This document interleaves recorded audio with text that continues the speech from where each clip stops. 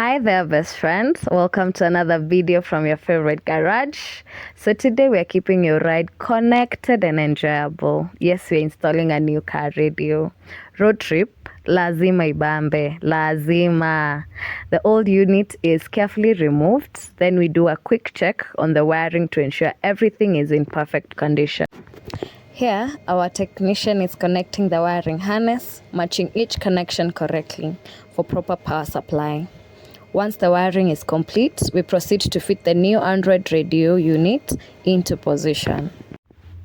So once installed, we test the system to confirm clear sound, proper functionality, and seamless connectivity.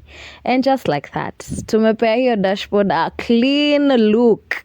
So now you can go ahead and visit us at any of our branches today and upgrade your ride. See you on the next one, best friend.